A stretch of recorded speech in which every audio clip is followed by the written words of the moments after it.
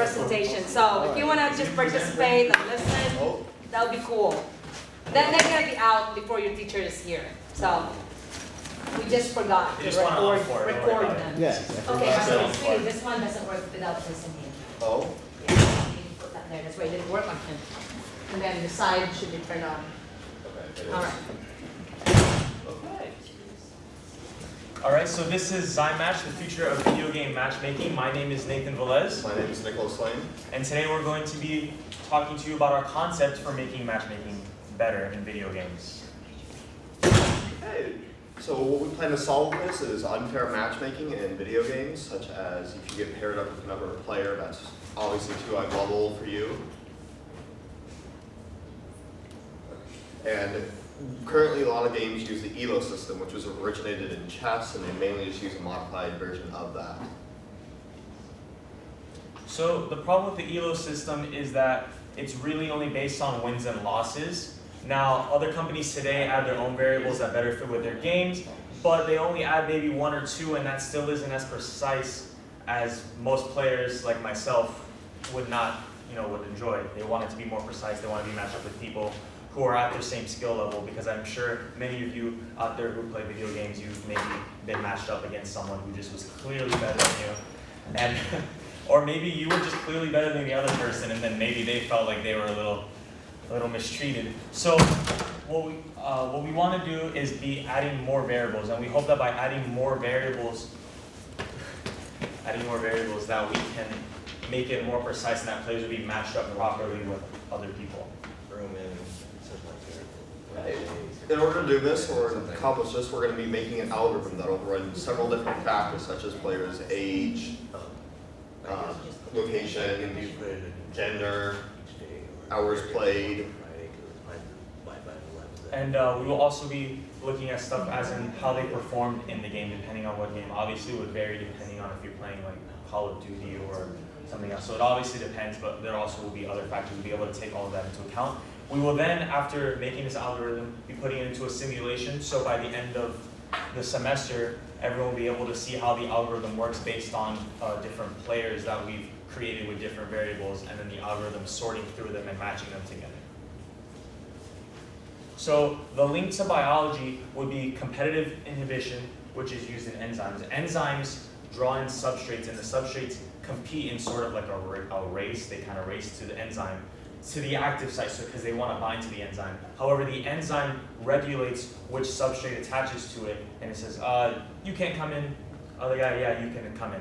You can bind. So it's kind of what our program will be doing. It'll be taking in the players as they come into the game, into the server, and picking which ones are able to be matched to each other. So some examples of some companies that may want to use this would be PlayStation, Xbox, Blizzard, Nintendo, and then Activision. and there's our references. Let's say I'm playing in the dorms and I have major packet loss.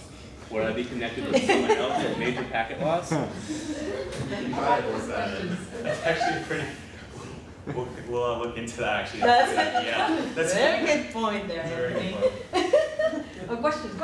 More For questions. some of the factors that determine like how the algorithm works, firstly, why did you put gender and age in there? And secondly, how do you know if the person's not gonna lie about their gender or age? That all comes down to honesty of the player. We can't control if they're going to be honest or not. Yeah. Well. So then the still put it in there because there's gotta be people who Well, are not obviously, gonna but lie. there's also going to be a lot of people who won't lie.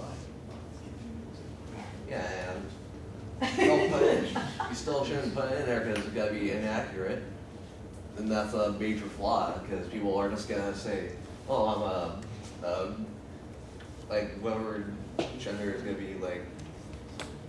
That's like using or often, and I'm a 5-year-old girl or something like that. I don't know. And but they're actually like, I don't know, like Walshy or Zero or Right. King. I mean, that's a good point, but I think that can, I think it's better than none, right? I mean, right now, there's no way of knowing it. So I guess as you progress on, maybe like you will have a level where, okay, according to age group, let's test this too first. And then if you actually fail on that in the algorithm, right? You have an algorithm where you have the pre-test In terms of age, in terms of, and then you fail. You Yeah, can't. You're not the we- match. What we hope in designing this is that people would want a better matchmaking system because they want to be paired with people on their level. They don't- Right.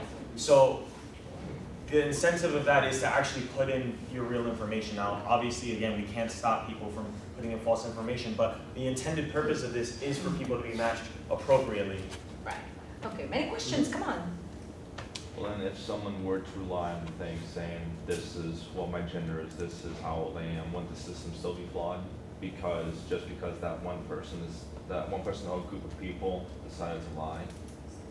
It wouldn't be flawed. I would say it would just be that person be getting matched up with other people, but it also is still taking in real factors such as, not just wins and losses, but hours played, maybe how much they've won by, like if it was a total like sweep, like they just totally destroyed the other team, and The whole point of Which this. I think is you should probably just stick with that because like, yes, if you play any kind of multiplayer game, sometimes you run across a young kid and you go, why the hell are you playing this game? Or something like that. But I don't believe that will really affect who to be matchmaked with. It's just the level of maturity that the person has. Like, because a young kid can still be really skillful at a game, so you usually just take the skill from inside the game. And maybe, I guess, like, if it has a chat system, like, say, how much they use the chat, if it's used for communication or berating people or just trolling. Good points. So